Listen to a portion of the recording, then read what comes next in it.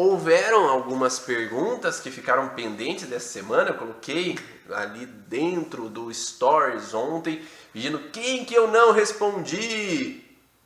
Ô Dani, que isso? Que bronca é essa que você tem comigo? Então, algumas perguntas eu não respondi, então e me deram uma bronca ali, ó, responde a minha dúvida lá, que eu quero saber um pouco mais sobre qual é a origem. Ó, vamos passar o top list de hoje, então. Uma dificuldade em engordar, qual que pode ser o motivo, né? Eu coloquei no Stories ali para os alunos responderem, né? Vocês devem saber, essa eu vou deixar por último, porque dificuldade em engordar, vocês sabem qual é o motivo. Granulomatose de Wegener, diverticulose, esclerose, terror noturno. Olha lá quantas coisas aí pra gente falar. Então, querem que eu comece por onde? Não vou perguntar não, né? Vamos começar por granulomatose de Wegener, né? Me perguntaram o que é isso, Ivan? Por que eu posso ter essa granulomatose? Então, especificamente, eu nunca atendi um paciente com esse termo, com esse sintoma em si, mas procurando no googlear, lá eu fui googlear o que era a granulomatose de Wegener, né? Então, nesse caso, nem sempre a gente tem pacientes de tudo quanto é sintoma, de tudo quanto é alteração. Por mais que eu atendi mais de 20 mil pacientes, às vezes, bem frequentemente um tipo de pacientes ou outro tipo de pacientes, raros casos que são raros, né, na população, mas como a cidade onde é que eu moro também não é uma cidade tão grande, é assim, não tem tanta variedade de pessoas que tenham vários sintomas dos mais diferentes possíveis. Mas procurando então esse contexto de granulomatose, nós vemos que há um contexto de inflamação nos vasos sanguíneos, sendo ela um representante das vasculites. Então, sendo a granulomatose uma vasculite, qual que é o conflito de vasos? A gente vai pensar, em geral, um conflito de vasos inicialmente. Então, sabendo que há um conflito de vasos que estão relacionados ao mesoderma novo, a parte da mucosa do vaso,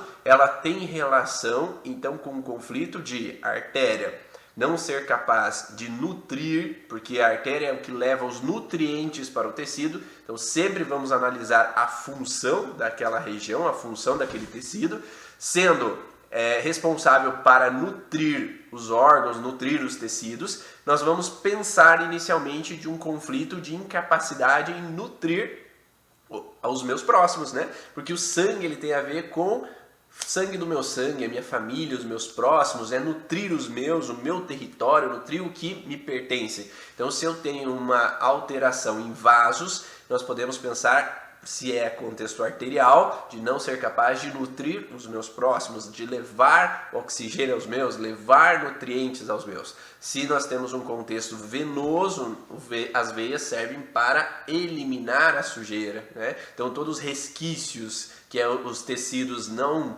absorveram, que não foi bom para eles e eles têm que eliminar, seja pela urina ou seja eliminar pelo pulmão o dióxido de carbono, nós iremos evacuar. Então esse senso venoso é um senso de eliminar, purificar o meu organismo. Então se eu me sinto incapaz de nutrir os meus próximos ou incapaz de eliminar a sujeira que está presente, ou as frustrações, ou os incômodos que acontecem dentro do veio familiar, nós entramos numa fragilidade em vasos. Em fase ativa de vasos, há uma necrose tecidual dos vasos, que vai desencadear quando um processo é em balanço, um aneurisma, por exemplo, e quando há um processo de fase pós-estresse, quando eu relaxo, há um processo inflamatório para reestruturar aquela necrose que aconteceu em fase ativa. Então, como a granulomatose é uma inflamação, nós pensamos que o paciente está em fase pós-estresse, quando avaliado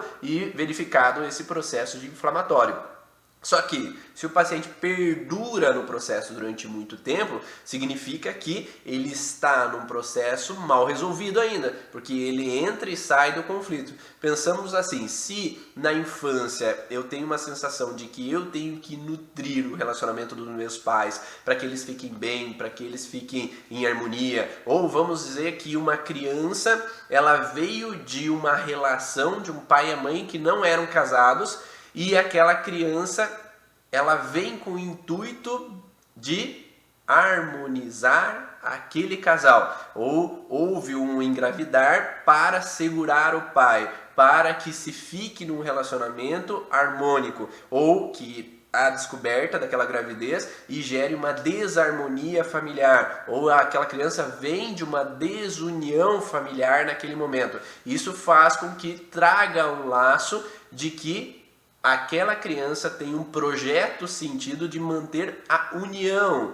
a nutrição da família, que ela seja responsável para colar o pai e a mãe. E isso não deveria ser responsabilidade de nenhuma criança, né? Mas uma criança, por exemplo, que vem nesse intuito de manter o casal unido, ela quer nutrir aquele relacionamento, manter aquela união da família, ou que vem um contexto de pais com avós em desarmonia, né? Então, aquela criança ela vem com o intuito de harmonizar todo esse ambiente. E aí, talvez na vida adulta, quando são possibilidades, tá? Eu estou chutando possibilidades baseadas aqui no contexto. Vamos alucinar. Nesse sentido de quando na fase adulta acontece uma desarmonia, desunião, meus irmãos com meus pais voltam a ter desarmonia com o casal. Eu entro numa sensação de tentar nutrir aquele casal, nutrir aquele relacionamento para que eles fiquem bem de novo, porque eu nasci em função disso, eu nasci com essa base de juntar o casal. E aí eu entro talvez numa fragilidade arterial. Em qualquer lugar? Não, né? Não é qualquer lugar que a artéria vai entrar em inflamação. Então ela vai ter uma disfunção em locais específicos. Se fala na granulomatose de problemas às vezes renais, problemas respiratórios, problemas em lugares específicos, tá? Então o que na origem emocional dos sintomas a gente vai fazer? A gente vai juntar informações. Então se foi um diagnóstico de granulomatose, o que você vai fazer? Então, chegou um paciente para você, eu tenho granulomatose. O que é isso, né? O que pode ser? Vai lá, pega lá o Valdemecum, pega lá o Google, você vai lá, espera um pouquinho, deixa eu dar uma olhada que tecidos isso afeta. Eu vou lá, dou uma pesquisada, então esse atinge esse órgão, esse tecido, e então tem a ver com isso. Então tu vai pesquisar. Se tu não sabe, tem um dicionário do pai dos burros, né? Que eu não vou saber tudo. Quando nós trabalhamos com a origem emocional dos sintomas, nós trabalhamos sobre o corpo inteiro. Às vezes, quando nós trabalhamos anteriormente, vai se especializar em uma área, você vai trabalhar só com joelho, você vai trabalhar só com ortopedia, você vai trabalhar só com neuro, você vai trabalhar só com vascular. Daí você tem uma base. Mas quando você trabalha a origem emocional dos sintomas, tu trabalha sobre todos os órgãos. Tu não vai saber tudo, tu não vai lembrar de tudo. Então vai lá, pesquisa lá. O que é essa doença, né? Que rótulo que deram para que tipo de sintomas que deram. Então tu vai lá pesquisar esses rótulos para saber. Daí tu vai, então isso atinge uma inflamação nas artérias. Então agora tu vai lá na apostila lá do curso Origem, tu vai lá procurar no site que fale sobre esse sintoma específico, sobre esse órgão específico. Aí você vai saber o sentido emocional desse órgão específico. Então eu sei que é artérias. Então, tem um contexto de incapacidade em nutrir, porque lembrando que mesoderma novo é um conflito de impotência, incapacidade ou autodesvalorização local. Então, vamos olhar sobre esse prisma, né? Sobre esse contexto. Agora, eu sei que tem esse contexto de artéria. Agora, vamos perguntar para o paciente, qual é o sintoma que você tem, né? Que foi diagnosticado com esse contexto? Porque o rótulo, ele dá um contexto de granulomatose, mas cada paciente é único. Cada paciente vai ter um órgão fragilizado. Então, não é qualquer paciente que chega com granulomatose que tem o mesmo padrão conflitivo.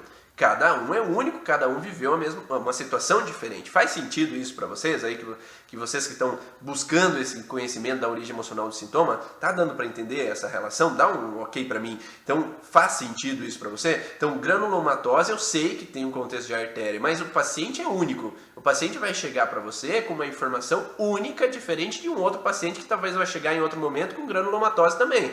Tá? Então, se esse paciente tem problema pulmonar, tu vai perguntar: qual é o problema pulmonar que você tem? Eu tenho uma alteração em brônquios.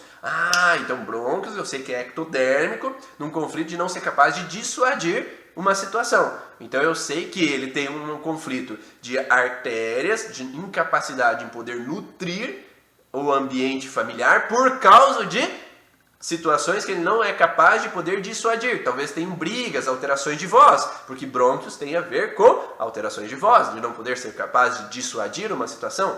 Ah, não é brônquios, é laringe. Ah, então laringe eu sei que é ectodérmico num contexto de ameaça, susto sobre o meu território. Então eu sei que ele tem uma fragilidade em vasos com laringe também. Então eu sei que ele tem uma incapacidade de nutrir com um senso de ameaça sobre o meu território. Então há um senso de desarmonia, um senso de dificuldade em coesão no clã, com um contexto laríngeo, que é um contexto de ameaça sobre o meu território. Ah, não, então não é isso. Ah, o meu conflito ele atinge os alvéolos pulmonares. Então eu tenho uma sensação nos alvéolos pulmonares. Então eu sei que tem um conflito de artérias, incapacidade de nutrir uma situação, uma harmonização da família, com um conflito de alvéolos pulmonares, que vai dificultar, então, desencadear, às vezes, uma pneumonia, vai desencadear uma tosse, vai desencadear tosse com sangue, pode desencadear numa fase PCL. Então, e crise epileptóide. Entrando nesse sentido, eu sei que tem um senso de dificuldade em nutrir a situação familiar por causa de uma morte. Então tem uma morte que foi vivenciada porque alvéolos pulmonares têm a sensação de a morte me ronda, a morte está sobre mim. Então eu entro num contexto associado. Então eu associo e crio a história do que o paciente viveu. Ah, não, então eu sei que... Então vamos lá, o que a pessoa falou? A pessoa falou que tem um conflito auditivo com um conflito nasal, do osso nasal, né, com um conflito de pulmão junto com a granulomatose. Então, como que a gente junta tudo isso, né? Então eu sei que ele tem um conflito arterial, no sentido de incapacidade em nutrir, e se a gente pensar na musculatura arterial, tem uma incapacidade em fazer com que flua a nutrição, com que as coisas andem, com que progrida uma situação, porque a musculatura vai fazer com que o sangue seja bombado, né? Que ele suba, volte das pernas para a região superior, né? Ou que ele seja levado para os outros tecidos. Então é uma incapacidade em fazer progredir uma situação num contexto de desunião, talvez, num contexto de incapacidade em nutrir, onde eu sinto um contexto pulmonar de falta de ar, que é um senso de ameaça sobre o meu território, por exemplo, é uma possibilidade. Aí eu teria que avaliar mais precisamente aqui, eu estou colocando possibilidade em cima da que a pessoa falou, de uma incapacidade em nutrir perante uma ameaça no meu território, com um conflito auditivo, que eu não suporto ouvir algumas coisas, eu não aceito mais o que falam, não aceito mais essas desarmonias, desunião, é uma ameaça de desunião que eu não consigo mais ouvir, que eu não suporto mais ouvir, talvez, onde osso nasal ele tem uma sensação de impotência ou autodesvalorização com relação ao algo que me cheira mal, algo que fede, algo que presinto como um problema. Então vamos sempre associar órgão por órgão para detectar a história do que aquele paciente viveu. Então faz sentido isso para você? Como associar esses órgãos? Vocês já faziam isso na clínica, de associar, então, quando um paciente vem com rótulo de uma patologia, é saber o que é aquela base inicial do rótulo, mas linkar com cada um desses órgãos que estão associados. Já fizeram isso na clínica? Dá um ok e fala assim, sim, né? Já fiz, ou nossa, que legal, eu posso usar daqui para frente. Então, faz isso, né? Junta essas informações, porque é assim que você constrói a história do paciente. Se você não consegue construir, linkar um ponto no outro, você não é preciso, né? Então, esse contexto de junção de órgãos é que faz com que você chegue no ponto. Se você falasse só para um paciente, granulomatose é uma relação de inflamação, então é uma incapacidade de nutrir. Tá, e daí, né? Então, esse contexto é o que vai chegar a ser mais próximo ao que o paciente viveu. A Aline falou, quando eu fiz, achei que estava viajando com o meu super... Mas deu muito certo. Não, Aline, é isso mesmo. Você vai juntar esse contexto de órgão por órgão para que você chegue no contexto do que o paciente está vivendo, né? Então o paciente vai chegar com uma conjunção de sintomas e assim você consegue ser mais preciso no que aconteceu, né? A Maísa falou, sim, aprendi com você. É isso aí, Maísa. Então quando nós juntamos esse processo, a gente consegue ser mais preciso. Você viveu uma situação de incapacidade em nutrir um contexto familiar, provavelmente, onde você pressentiu um perigo, onde algo não te cheirava bem, numa desarmonia, uma ameaça que acontecia no teu território, no contexto que você não suportava ouvir algumas palavras. Ah, sim, a minha mãe fica só reclamando do meu pai, ou meu pai fica sempre chegando em casa bêbado e discutindo com a minha mãe, então eu não suporto mais ouvir aquilo, no contexto que eu sempre fico, quando ele chega meio bêbado, já... um perigo vai acontecer, algo não me cheira bem, né? Num sentido de desarmonia, onde que eu me sinto incapaz de fazer algo para mudar a situação que está acontecendo. Então eu não consigo nutrir aquela relação dos meus pais, né? Então é esse que a gente vai observar. Ah, Dani, sim, em algumas situações eu preciso levar a ficha do cliente para casa para estudar. E claro, a gente não vai saber todos os sintomas, então pegar a apostila, dar uma folheada e conseguir linkar ponto por ponto, para daí construir a história, é um meio de estudo. Então você, no começo, talvez tu não vai conseguir linkar todas as possibilidades, mas é um aprendizado que você vai fazendo até você ir gravando o que cada órgão tem como função, o que cada tecido tem como função, para daí montar o estudo daquela patologia, daquele paciente específico, né? Tu não vai montar o estudo da patologia para todos os pacientes, né? Então, todos agora os pacientes com granulomatose vai ter o mesmo problema? Todos os pacientes com lúpus vão ter o mesmo problema? Não, né? Você vai ter que orientar com relação a cada sintoma que aquele paciente tem. Eu sigo você para entender melhor a minha e a minha família. Que bom! Em alguns métodos, seu fez com que a saúde melhorou em determinados assuntos. Que bom! Granulomatose, então nós falamos sobre esse contexto dessa pessoa. Agora, a diverticulose. Então, a diverticulose tem a ver com os divertículos, né, que são as bolsas, né, que são formadas na parte intestinal, principalmente do intestino grosso, né, dos pacientes. E ele representa um conflito do que então? Intestino grosso é um conflito de algo feio, de algo indigesto, algo que eu tenho uma dificuldade em eliminar algo de sujo ou algo de ruim que aconteceu, algo de feio que aconteceu. Porque o intestino ele tem a função do quê? Tem função de eu evacuar aquela merda, né? O intestino evacua a merda, a sujeira. Então, se eu me sinto incapaz de evacuar aquela sujeira, aquela merda que aconteceu, aquela situação de algo incômodo, algo indigesto, que eu não consigo evacuar, eliminar, que ele fica dentro de mim, aquela situação, eu até, vamos dizer assim, eu até engoli, botei goela abaixo, eu tentei digerir, mas na hora de evacuar eu não consigo esquecer daquela situação. Eu não consigo eliminar da minha cabeça aquela situação que o meu irmão me fez, que o cunhado me fez, que minha mãe me fez, que meu pai me fez. Então ficou entalado, né? Então eu não consegui evacuar aquela situação, deixar para lá aquela situação. Eu até digeri, mas evacuar, na hora de evacuar eu não consegui. Então a gente começa a pensar que existe em fase ativa de estresse um contexto de proliferação tecidual, né, na parte intestinal, do intestino grosso, e na fase pós-estresse tem uma necrose tecidual. E essa fase de necrose vai ter então esse processo de abaulamento do tecido, principalmente se é uma fase pós-estresse em balanço. Então entra uma proliferação, entra numa necrose, proliferação, necrose.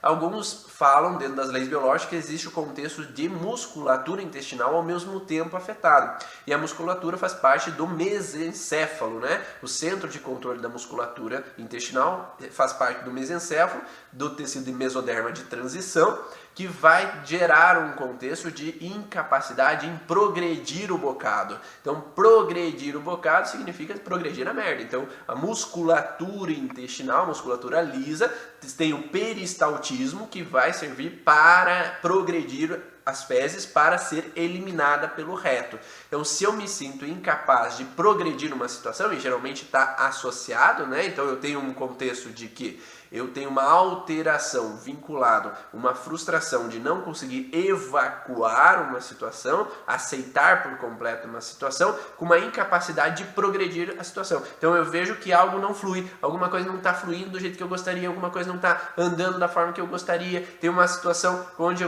eu sinto que meus pais não crescem, que não fluem, que o relacionamento deles não evolui, que a situação no trabalho não está fluindo, o dinheiro não está entrando, a situação não está desenrolando da forma que eu gostaria. Então entra um processo nesse momento de algo que não está melhorando, de algo que não está progredindo, num senso de que está preso, está entalado, eu não consigo fazer algo fluir. O relacionamento meu com a esposa não está fluindo, meu com o meu marido não está fluindo do jeito que eu gostaria, as coisas não estão desenrolando, minha filha não progride na vida dela, ela não acha o emprego, não acha o homem que presta, então eu sinto que alguma coisa não está fluindo como eu gostaria. Aí vai ter uma trava da musculatura intestinal, então a pessoa pode ficar então com uma constipação inicialmente na fase ativa de estresse, com o contexto então quando eu entro num processo de fase PCL em balanço de necrose tecidual daquele tecido intestinal e vai gerando então um contexto de associação entre mucosa junto com a parte muscular dos divertículos. E aí vão aparecer então essas alterações de diverticulite, né, ou diverticulose que pode aparecer para esse paciente. Quando nós falamos nesse sentido contínuo, né, então está numa PCL em balanço nesse padrão e vai gerando uma alteração.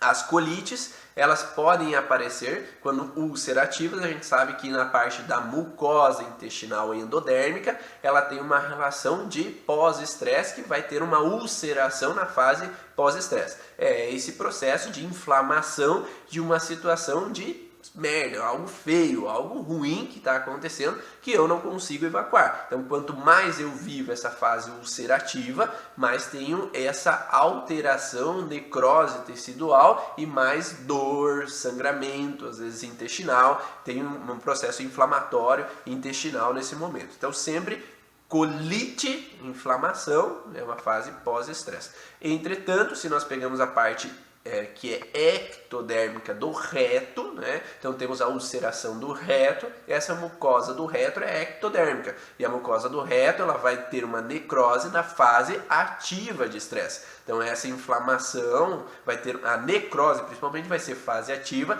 mas a inflamação, a dor vai vir na fase pós-estresse. Então, o que nós chamamos então de uma fase de estresse é o contexto ali onde há, por exemplo, uma fissura anal que pode acontecer numa necrose, até chegar um processo de uma fissura anal no processo de fase ativa de estresse, e pode sim desencadear dores nesse momento. Agora, se é uma parte mais superior do reto, nós vamos ter a ulceração quanto mais tempo aquela pessoa vive nessa fase de estresse. E dentro da colite nós temos o Crohn também, né? A doença de Crohn, que entra no contexto de mesma sensação de algo sujo, de uma sujeira que acontece, algo feio, algo que eu não aceito muito bem, que eu não consigo evacuar. Então, muitos casos se fala do contexto do pai, um vínculo com o pai, uma situação com o pai, que eu não consigo muitas vezes aceitar, que eu não concordo, o jeito dele ser. Eu tenho uma paciente que o pai, há umas situações da mãe vitimista, onde o pai às vezes altera a voz, o pai age de alguma forma, e essa mãe vitimista faz com que aquela menina entre sempre na sensação de incômodo com relação ao pai, mas pela ação da mãe, que a mãe chora, a mãe fica triste, a mãe fica mal, e entra então a sensação de eu proteger minha mãe, só que eu não aceito a forma que o pai não evolui, o pai não cresce, o pai não muda, o pai não evolui, mas porque ela fica focada na reação do pai e às vezes entra no vitimismo da mãe e acaba reativando esse padrão, né, de alteração. Apenas um testemunho de algo que aprendi aqui. Há dias eu estava sem ir ao banheiro após a chegada do coronavírus, e esses dias, após mudar o pensamento sobre o assunto, normalizou minha saúde intestinal. Não sei se tem a ver com isso que está falando. É possível sim, porque quando nós falamos da travar o intestino, muitas vezes está vinculado à musculatura intestinal. Então, se eu percebo que as coisas não estão evoluindo, não está progredindo, está todo mundo no isolamento, as coisas não estão fluindo da forma que eu gostaria, está tudo travado e eu não consigo fazer com que as coisas desenrolem, não está fluindo, entra na musculatura intestinal com um contexto de não conseguir progredir. Lembrando também que enquanto estamos em simpaticotonia, há uma alteração com relação ao funcionamento de todo o nosso organismo. Então, se fala muito, e o Dr. Afonso Salgado ele coloca muito nas aulas dele, que uma pessoa que está na selva e está com uma diarreia e um leão aparece, tem que cortar, né, a diarreia, porque o mais importante é correr e não defecar.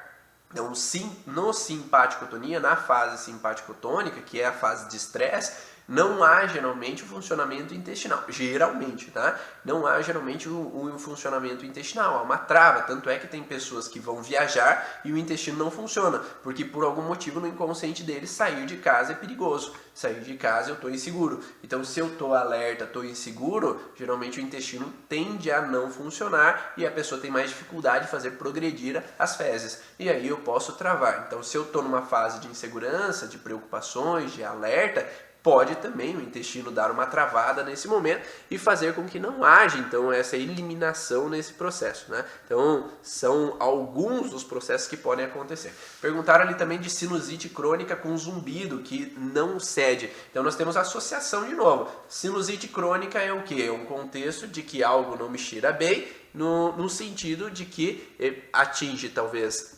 inicialmente mucosa nasal, mas quanto mais profundo o processo vai pegar os seios da face. Pode ser o seio zigomático, pode ser o seio frontal, o seio nasal, mas entra nesse contexto principal, tá? O principal é de algo não me cheira bem ou uma situação de algo que é fétido ou cheira mal, no contexto assim de que eu chego em casa e tem sempre um cheiro ruim de podridão aqui em casa, ou eu vou para um lugar onde que eu sinto o cheiro incômodo, que as pessoas fumam demais aqui e eu não suporto esse cheiro. Então sempre essa relação de cheiro ruim pode ser real ou cheiro simbólico, que é tem alguma coisa acontecendo que não me cheira bem. O vírus pode chegar aqui e não tá me cheirando bem, que pode acontecer alguma coisa com os meus. Então essa sensação de algo não me cheira bem na sociedade profissional, algo não me cheira bem na família, que talvez estão me escondendo algo. Então algo não me cheira bem, ele pode atingir essa relação dos seios da face, podendo atingir uma rinite ou quanto mais forte uma sinusite, né, que vai desencadear então a alteração nos seios da face, que pode estar associado ao seio zigomático, onde eu não posso mostrar os dentes, eu não posso dissuadir uma situação, seio frontal eu não posso achar uma solução intelectual perante essa situação que não me cheira bem, e vai desencadear essa alteração. Lembrando sempre que quando eu vivo um conflito eu gravo 5 sentidos, visão, audição, paladar, olfato e o tato. Se dentro daquele momento que eu vivo o conflito tinha um cheiro de, por exemplo, pólen, tinha um cheiro de perfume de mulher, tinha um cheiro específico naquele lugar, ele vai desencadear então uma sensação de que cada vez que eu sinto aquele cheiro de novo, meu cérebro entende que eu estou vivendo aquela situação de novo. Então ele vai reativar o sintoma. Então, não é por causa do pó, não é o pó o culpado da tua rinite ou sinusite, não é o cheiro de perfume o culpado pela tua rinite e sinusite. Aquele cheiro lembra uma situação emocional que tu viveu e dispara aquele sintoma, porque ele altera uma situação anterior. E aí, associando com a parte auditiva, nós temos uma relação de uma parte ectodérmica do ouvido, que eu não suporto algum barulho. Então eu posso trabalhar em uma empresa onde tem muito barulho, e não me cheira bem aquele lugar. Então tem uma associação de nariz com barulho. Ou algo não me cheira bem com relação ao que eu ouvi. Então eu estou ouvindo os documentários, eu estou ouvindo as reportagens falando que as pessoas vão morrer. Então algo auditivo junto com algo nasal. Ou uma pessoa me ligou falando que o meu marido está me traindo. Então algo auditivo que gera, aí, a partir de então, em fase ativa de estresse, um zumbido, vinculado a uma sensação de que algo não me cheira bem, tem alguma coisa de errado, meu marido pode estar me traindo, não sei o que está acontecendo, ou eu peguei ele falando com uma outra mulher. Então algo auditivo vinculado com algo não me cheira bem com relação aos seios da face. Então quanto mais intenso isso é para mim, mais forte é esse princípio. Então pode, tá? Estou falando possibilidades, pode ter inúmeras outras possibilidades. Tive um paciente que estava na beira-mar com a namorada e a namorada falou para ele que não queria mais ficar com ele. E aí, aquele impacto é um momento dramático, inesperado, vivido no isolamento, onde o barulho de fundo que tinha era o barulho das ondas do mar. Então, o zumbido que ele tem é vinculado ao som, ou que ele tinha, né, era vinculado ao som do barulho das ondas do mar. Eu tive uma outra paciente que o barulho que ela tinha no ouvido era vinculado ao chiado do telefone, porque quando ela recebeu notícia de um falecimento, notícia do acidente, o barulho do telefone tinha um chiu no fundo, e o lugar, o ouvido que ela tinha, o zumbido, era o ouvido que ela atende o telefone. Então, esse local onde eu recebi o impacto da informação é o que tinha o zumbido. Então por isso que associamos então o zumbido a algo que eu ouvi que não foi bem aceito, que eu não suportei ouvir aquilo, que foi duro demais ouvir aquela informação, eu não aceitei aquela informação que eu ouvi, junto com algo que não me cheira bem. Então daí tem que associar pessoa por pessoa, desde quando começou o zumbido, se o zumbido é uma fase ativa de estresse, para saber desde quando começou o zumbido, para saber qual foi a situação que aconteceu, sabendo que a sinusite é uma situação pós-estresse. Então temos conflitos que talvez um solucione o outro, ou pode ter uma situação que não tenha nada a ver com outra, ou associações entre situações que eu posso ter em fase PCL em balanço, que eu entro e saio do conflito. Então eu entro e saio do conflito, quer dizer que eu tenho um conflito auditivo que não solucionou, porque algo eu ouvi, me contaram algo, mas eu ainda não sei se aquilo é verdade ou não, onde algo não me cheira bem, que ele pode se afastar de mim. Então cada vez que o meu parceiro está junto de mim, eu relaxo porque ele não se afastou de mim, eu entro numa resolução nasal, mas ao mesmo tempo eu ainda estou encucada com aquilo que eu ouvi. Então eu posso ter uma associação de dois conflitos, mas que um entra em resolução e o outro fica em fase de estresse. E aí entra um outro contexto que muitas pessoas têm dúvida, então o paciente sempre está em fase de estresse porque ele está com a mão gelada. Não quer dizer que ele não possa ter uma fase ativa de estresse de um sintoma e outros vários sintomas em fase PCL, outros em crise epileptóide. Então quando a gente vai dar aula, a gente fala sobre um contexto didático, passando órgão por órgão, que esse é o sintoma de fase ativa, outro é de fase PCL. Mas na hora que o paciente chega, ele tem vários sintomas em fase ativa, vários sintomas em fase PCL, outros em crise epileptóide, outros em PCLB, outros em fase ativa em balanço, que pode criar uma grande bagunça dentro de você. Então, por isso que é importante para associar sintomas é saber se esses sintomas estão em fase ativa, esses podem ter uma relação e se começaram na mesma época, podem ter relação com o mesmo sintoma. Outros podem não ter a ver com o mesmo sintoma. Tá ficando claro? Não sei. Tá dando para entender aí? Por favor, me dá o norte aí. Me fala aí se tá ficando claro para vocês, se faz sentido essas informações para vocês, né? Para eu saber se tá dando para entender ou se ficou alguma dúvida perante isso que eu tô falando, me pergunta aí, né? Para eu saber se essas informações estão te ajudando ou não.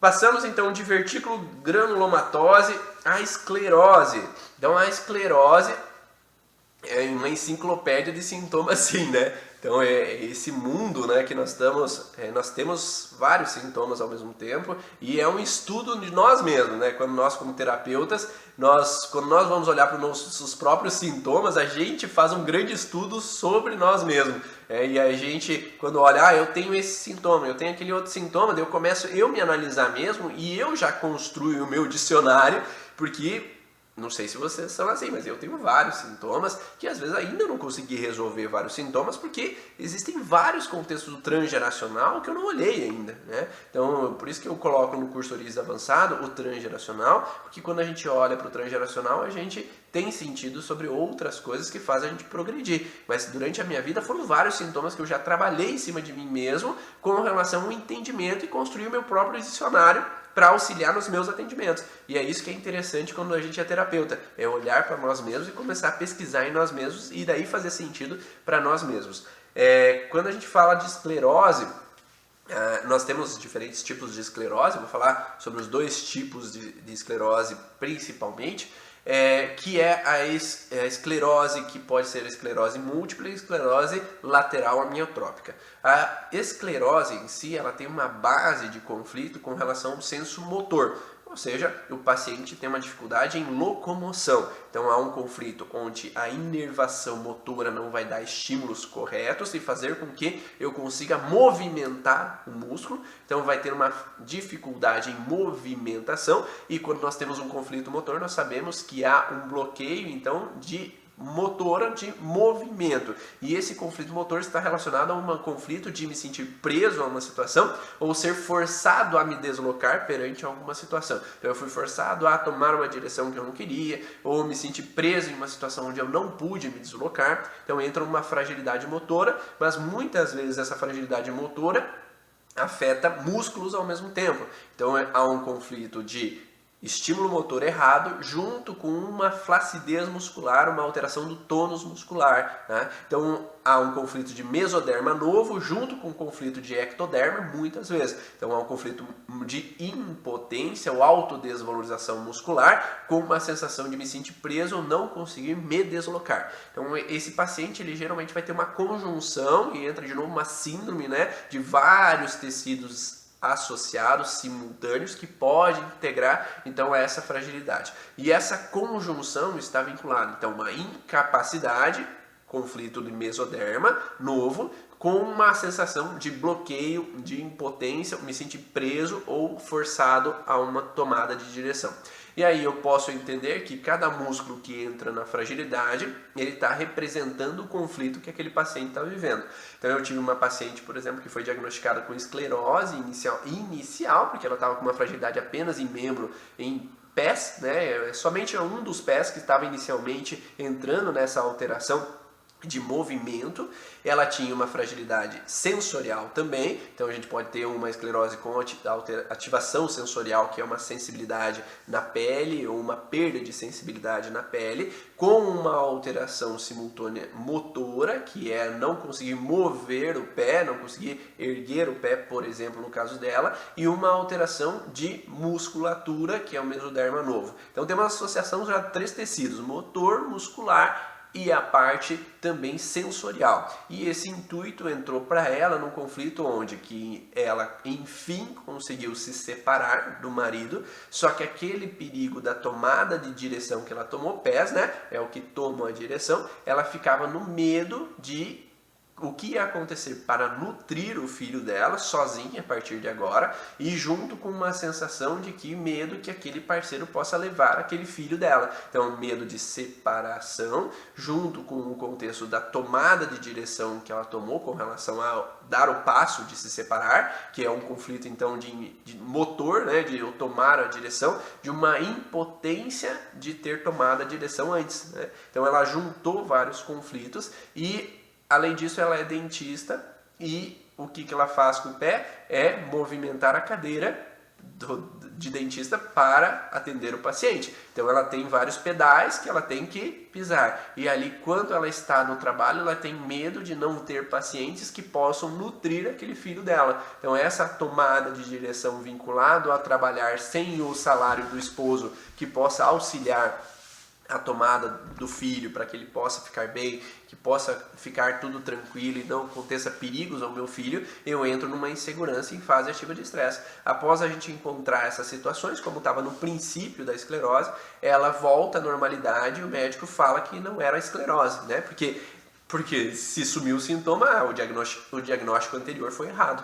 Né? Então o diagnóstico anterior não estava certo e aí ela volta à vida normal. Né? Então esse contexto de você usa aquela noção de impotência de alto para baixo de esclerose múltipla, já vamos chegar lá. Então nesse sentido nós temos uma alteração então, motora junto com uma atividade muscular de impotência ou autodesvalorização, a tomada de direção, junto com um conflito sensorial ao mesmo tempo. Então o que se fala, Corbel, Emmanuel Corbel e Josie Cromer, eles associam vários tecidos ao mesmo tempo. Então tem o conflito da esclerose múltipla, por exemplo, de conflito vinculado à parte motora, então essa sensação de se sentir preso, incapaz de agir, junto com a parte muscular, uma impotência, junto com uma alteração com relação à parte de não ter sido rápido o suficiente. Então aqui entra um conflito de ectoderma da tireoide, então medo de não ser rápido o suficiente, junto com uma sensação sensorial de separação.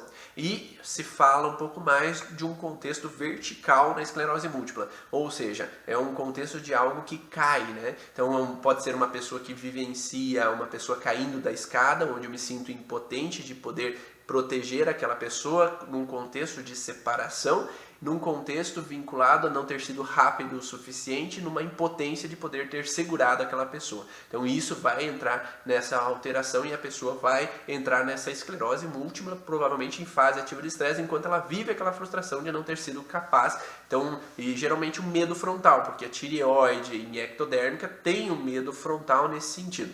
associa ainda o medo do diagnóstico que recebeu mais o conflito criado. É isso aí, Aline. Então, nesse sentido, quando nós temos o diagnóstico de esclerose, se a pessoa vai googlear lá e procurar no Google qual é o prognóstico dessa esclerose, ela vai encontrar que o prognóstico é que ela vai ficar presa a uma cadeira de rodas. Então esse diagnóstico já remete a aumentar o conflito motor dela. Então nós chamamos de conflito em tranca. O que é o conflito em tranca? Então eu tenho uma sensação de me sentir motormente preso, né? Então isso gera uma alteração com relação à parte motora que vai dificultar o funcionamento motor, e essa dificuldade em um processo motor vai gerar com que ela fique com medo de ficar presa de novo, que vai alterar de novo a parte motora e vai fazer um ciclo vicioso que essa pessoa vai ficar presa, com medo de ficar presa, e daí vai alterando mais e mais a alteração motora, que ela vai ficando cada vez mais presa a essa parte então muscular, né, de não conseguir se mover. Então esse é o conflito maior,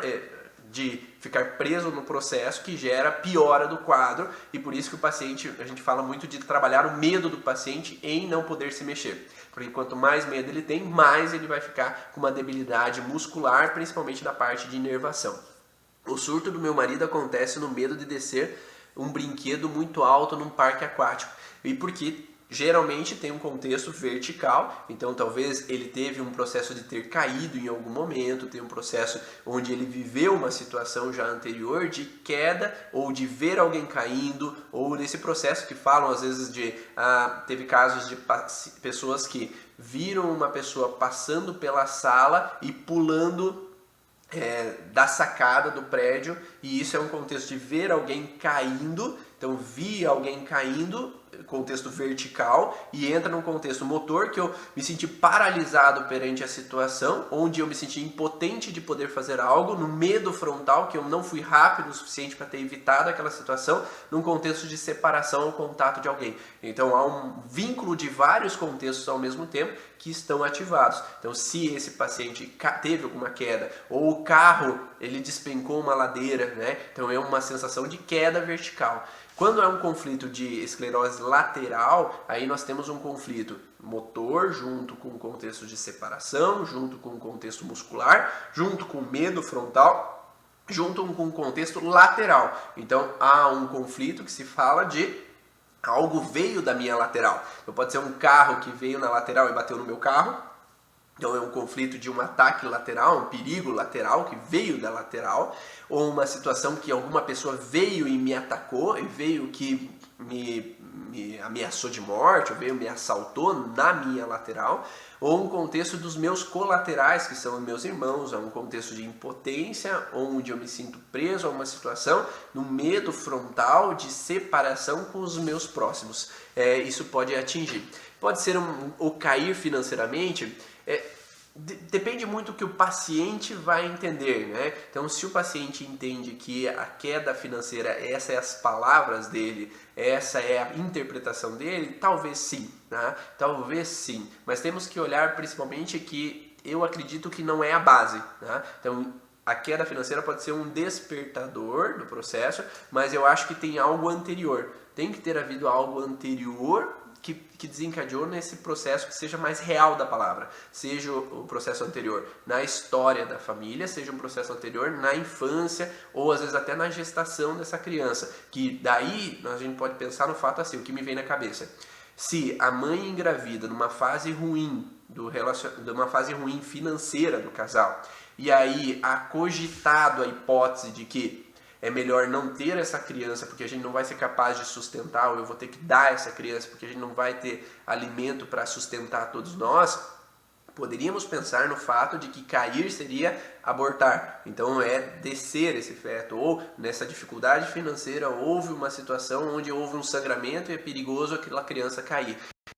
Criança que vira um adulto futuramente, ela pode ter um medo com relação a essa queda financeira, porque a queda financeira representou um perigo de morte para ele, anteriormente na gestação. Então a gente tem que ir um pouquinho mais a fundo, fazer um de Sherlock Holmes um pouquinho maior, né? A Denise, viajando um pouco, podemos fazer vínculo simetria no transgeracional de alguém que se suicidou se jogando de prédios, por exemplo? Sim, eu acredito que sim, Denise. Podemos, não só de prédios, como, por exemplo, de penhascos, né? Ou uma pessoa que foi enforcada, né? Que é um contexto vertical. Né? Então, situação vertical, eu acho que ele falou que foi exatamente isso, né? Então, esse contexto vertical é importante a gente olhar, né, nessa situação de enforcamento, essa relação de alterações, né? A live sim vai ficar gravada, sim, depois vai estar no YouTube, mas para quem quer que eu responda as perguntas, é sempre mais interessante estar no ao vivo, que aí eu posso responder as perguntas pessoalmente aqui para vocês, tá? Para que daí fique a informação mais coerente. Para quem fica gravado, às vezes eu não consigo responder tão facilmente, porque daí eu não consigo entender, às vezes, o contexto da pergunta, mas as lives vão ficar gravadas sim no canal do YouTube, tá bom? Então esse é o contexto principal da esclerose, tá? Num conflito motor associado com outros conflitos, ok? Com relação ao terror noturno, a Maísa tá perguntando para mim já faz tempo. Me desculpe, Maísa. Tá, vamos falar sobre o terror noturno, então. Então, o que se fala do terror noturno? Tem alguns profissionais da área das leis biológicas que colocam o contexto de uma constelação planante. A constelação planante significa que uma constelação esquizofrênica cerebral planante não é constelação familiar, tá? Uma vez eu recebi uma crítica de uma pessoa lá que você tá falando de constelação aí, você tá denegrindo o nome de Bert Helling. Calma, né? Uma pessoa de constelação atacar outra pessoa, ela tá realmente equivocada do que significa ela trabalhar com constelação familiar, né? Porque se você ataca outra pessoa, você está gerando um processo que não é o que Bert orientava, né? Mas a constelação que eu falo não é constelação familiar, é constelação esquizofrênica cerebral, que é o que o Hammer coloca num contexto onde há mais de um foco no cérebro ao mesmo tempo. Nesse sentido, desse padrão, então, de terror noturno, é uma constelação planante, que há um foco, então, no brônquio e um foco na laringe, que significa que a pessoa entrou num conflito de não poder dissuadir junto com uma ameaça no território, simultâneos em fase ativa ou crise epileptóide. E essa constelação se fala então que há uma crise epileptóide dentro de ou de laringe ou de brônquio, por isso que é algo momentâneo. Então aquela criança ou adulto de madrugada, ele entra na fase de resolução e na crise epileptóide ele desperta com a sensação de pânico. É como se fosse a síndrome do pânico. Lembra que eu falei na aula de síndrome do pânico, que uma das causas de síndrome do pânico é conflito de laringe junto com brônquio, né? Então, a síndrome do pânico com aperto no peito, falta de ar, é esse contexto. Então, a criança ou adulto de madrugada entra numa crise epileptóide que gera, então, essa síndrome do pânico, e essa síndrome do pânico é um conflito de medo territorial que afeta, gerando, então, pavor, sudorese, respiração rápida, batimentos cardíacos acelerados, semelhante ao ataque de pânico. Então a gente vai observar esse padrão que acomete nesse momento, só que a pessoa está desorientada. Lembrando que essa pessoa confusa, desorientada, incapaz de reconhecer os outros, ela entra numa outra constelação. Quem sabe aqui qual é a outra constelação que entra de desorientação? Aonde que é essa... Vamos lá. Pergunta para alunos. Qual é a desorientação? Quem fez o curso avançado provavelmente ainda não estudou comigo, né? Então nós temos só uma turma de curso avançado. Nós estaríamos agora no curso avançado de BH, mas vamos adiar para julho, né? Então quem que sabe qual é a constelação de desorientação, confusão? Qual é? Digita aí quem sabe.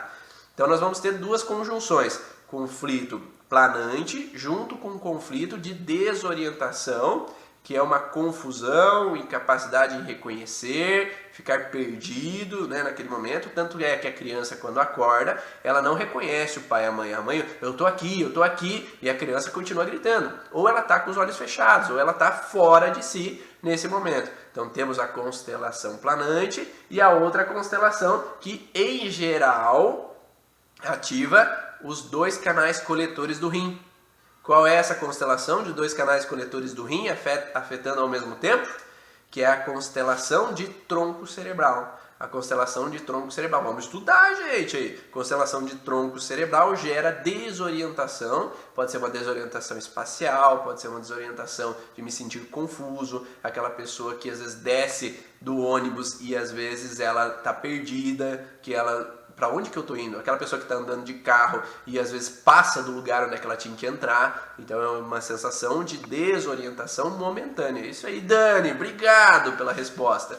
Então essa constelação de coletores gera uma desorientação junto com a constelação planante, que vai gerar então a sensação de terrores noturnos. Muito a ver com medos, né? Então aquela pessoa vai estar nos medos. E muitas vezes eu encontro nos pacientes que têm terror noturno o contexto relacionado à parte de epífise ou glândula pineal.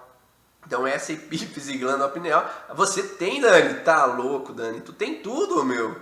Que isso, vamos trabalhar mais esse processo. Parece eu sabia que ela sabia. Isso aí, Cláudia. Então, muitas vezes a glândula pineal está afetada ao mesmo tempo, que é isso que eu geralmente encontro nos pacientes. Então, glândula pineal, que é um contexto de aumento nesse processo sensorial, com relação ao processo, então, vinculado a essa constelação esquizofrênica de planante, junto com canais coletores ao mesmo tempo, fazendo essa fragilidade, gerando essa desorientação, que na hora eu não sei onde é que eu tô, e muitas vezes no adulto ele está vinculado com transtornos pós-traumáticos. Então esses transtornos pós-traumáticos que geraram uma situação de desabamento da existência, abandono com os canais coletores do rim afetados ao mesmo tempo, junto com o planante que é ameaça sobre o meu território. Então se o paciente foi uma pessoa que foi para a guerra, por exemplo, ela está num transtorno pós-traumático de ameaça sobre o território, junto com o abandono, desabamento da existência que entrou no perigo. Nós estamos aqui numa sensação de ameaça sobre o território, numa sensação de isolamento, abandono e desabamento da existência, por se alguém viveu uma crise mais forte, e isso vai desencadear então uma sensação que pode desencadear numa crise epileptóide, então quando eu saio do estresse, algum momento de terror noturno para um adulto. A Tanísia está parecendo comigo, sintomas e mais sintomas. É isso aí. Ainda bem que a gente entende um pouco mais sobre esses sintomas e começa a compreender e não fica no pavor. Porque se eu entendo, então o que aconteceu que eu saí do estresse, sobre qual estresse foi que eu desencadeei esse sintoma. Então, e a gente vai analisar esses sentidos de associação. A Dani pelo menos não está em megalomania. É isso aí, Dani. Né? Pelo menos a megalomania ela não está presente aí em partes, né, Dani? Um pouquinho de megalomania que vale a pena, né? A gente precisa ter um pouco, né? Senão a gente não apareceria nas câmeras. Então esse é o terror noturno que é falado, então. Sendo uma criança pequena numa idade de 5 anos, isso pode ter relação com algum contexto familiar? Sim. Então se nós temos o conflito de canais coletores do rim, nós sabemos que ela está num abandono. Ela pode estar num abandono de ir para a escolinha e se sentir desprotegida da professora, desprotegida às vezes do pai que viaja muito, a mãe que trabalha demais. Pode ser uma sensação de me sentir deixada de lado de alguma forma, ou uma babá que sai de casa, então um senso de abandono, e um contexto associado de ameaça. Então ela pode se sentir ameaçada porque eu estou sentindo que o pai e a mãe estão estranhos, estão diferentes. Pode ser uma guerra fria, né? Porque às vezes não tem escândalo, discussão, grande problema, mas tem uma guerra fria que aquela criança percebe que o clima não está legal, percebe que alguma coisa não está funcionando de forma adequada, e aí gera uma situação onde ela está, então, numa sensação planante, né, que ela voa. Por isso que falam que constelação planante surge o quê? O paciente ele tinha bronquite, e daí, agora eu curei da bronquite, aos 5 anos de idade eu curei da bronquite, agora não tenho mais. Mas ele não curou, ele só mudou de nível. Ao invés de bronquite, agora ele fica na constelação planante, que afetou agora outro órgão ao mesmo tempo, e agora ao invés de ter um sintoma físico, tem um sintoma emocional, ele fica no mundo da lua. A constelação planante é aquela pessoa que fica no mundo da lua, viajando, voando, lá tem dificuldade em concentração. Ele voa, então não se corrigiu o conflito de brônquio, mas ele evoluiu para um sintoma emocional e agora ele não tem mais um sintoma físico. E se tem os canais coletores do rim ao mesmo tempo, ele entra nesse processo simultâneo e muitas vezes é muito medo, né? Tem muito medo na história e aquela criança ela não está entendendo aquele medo, ela não está sabendo o que representa aquele perigo, porque ela vê nos adultos que tem algo de estranho acontecendo, mas ela não sabe o que é. A Dani fala que por enquanto, né, dependendo do estímulo ou gatilho, a megalomania aparece. É isso aí, nós temos uma conjunção de vários sintomas. Lembrando, Lace Biologic Experience 2020 vai ser dia 7 e 8 de novembro em Florianópolis, com vários palestrantes de várias regiões do Brasil que vão estar lá falando. Tem palestras sobre... Já deram, vamos dar um spoiler aqui, vai ter palestra com relação a qual filho, a ordem e como a ordem é importante na pessoas ficarem em harmonia, primeiro filho, segundo filho, qual é a ordem, se o pai, o filho está assumindo a ordem dos pais, o filho está assumindo a posição do pai ao invés da mãe. Então esse é o processo que é preciso cada um estar na sua ordem. Então vai ter um palestrante para falar qual a importância de você estar na ordem correta para você atender o teu paciente e saber a ordem que ele deveria estar, qual que é a importância dessa ordem. Vai ter palestrante falando do contexto dessa sensibilidade, de o sentir como mais importante do que o racionalizar na hora de corrigir os traumas. Então fique alerta para quem é aluno do Instituto Ivan Bonaldo, dentro do curso Origem ou do acesso Platinum do congresso dos anos anteriores, já está liberada as vagas para inscrição. Vai lá no Facebook ou manda mensagem para mim que já está liberado, e agora na metade do mês de abril vai abrir as vagas para as outras pessoas, e nós temos algumas vagas no hotel, tá? No hotel do congresso, que nós temos com preço camarada para os alunos. Então, se você quer se hospedar no hotel, que faz a tua inscrição, me manda mensagem que eu vou fazer a reserva lá para você, por um preço para que você esteja lá no ambiente para fazer a grande comunidade das leis biológicas. Então, vamos lá, estejam junto com a gente lá dia 7 e 8 de novembro. Porque tem pessoas que não conseguem engordar. O médico disse que não tem o que falar diante de tantos diagnósticos autoimunes que disseram que eu tenho. E quando não se sabe o que é melhor falar que é autoimune, é melhor falar que tem um porquê, né? Olha lá, ó, a Denise já colocou hashtag LBXP 2020 lá. Quem vai estar lá? Ó, a Dani, Cláudia, quem vai estar lá? Lívia, que já fez a inscrição. Ó, a Lívia já colocou, eu vou LB 2020. Ó, hashtag eu vou 2020. É isso aí.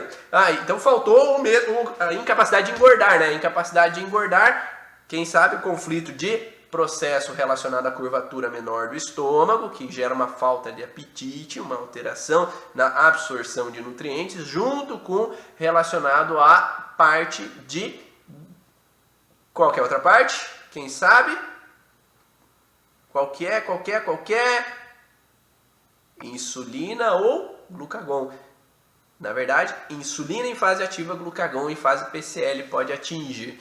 Ó, a Mariana, eu vou. Seja bem-vinda, Mariana. Vamos lá. Então, com relação à parte então de curvatura menor do estômago, que gera falta de apetite, junto, a Maísa também vai, junto com a parte de insulina, a insulina gera um contexto de baixo apetite. A insulina alta, eu não tenho fome. Então, a hipoglicemia gera um contexto de aumento do apetite. Glucagon baixo gera hipoglicemia, aumento do apetite. Agora, glucagon que aumenta a insulina baixa, agora tem então perda de apetite. Então, glicose alta, perda de apetite. É uma pessoa que está resistente a uma situação. Então, por algum motivo se fala também de um conflito que está relacionado a uma sensação de passar despercebido, porque ser notado é perigoso. Então, é um conflito de camuflagem, se fala no mundo das leis biológicas. Eu me camuflo, eu me escondo para não ser notado, para não ser atacado, para não ser julgado de alguma forma, para que as pessoas não me notem em algum lugar. Então, eu tenho que resistir a um conflito de contrariedade, de raiva indigesta, e aí passa a ser uma sensação necessária não ser notado. Algumas mulheres, não todas, tá, podem ter uma perda de curvas porque eu perdo a minha característica feminina para não ser notado por conflitos na herança familiar de mulheres que foram abusadas, de mulheres que foram tocadas, de mulheres que pelas suas curvas foram notadas e isso gerou um problema. Então é melhor não ter curvas para não ser notada no contexto transgeracional. Então, em geral, eu encontro esse conflito então nas mulheres de algo transgeracional, de um conflito de frustração, às vezes sexual, um conflito de frustração em ser notado sexualmente, infelizmente, que é perigoso essa aparência, tá? Então é uma possibilidade, mas podem ver várias outras possibilidades e aí teria que olhar caso a caso. A Lívia já reservou sim o hotel, né, Cláudia? Bora lá, reservar também. Dani, vamos reservar o hotel também, Dani. Então, tá terminando a live, agora eu vou fazer uma live pro turma avançada, e Dani, Cláudia, Lívia. Vamos lá pra live da turma avançada do PET hormonal e lateralidade, tá bom? E eu fico com vocês no próxima live. Amanhã tem podcast, 7 horas da manhã.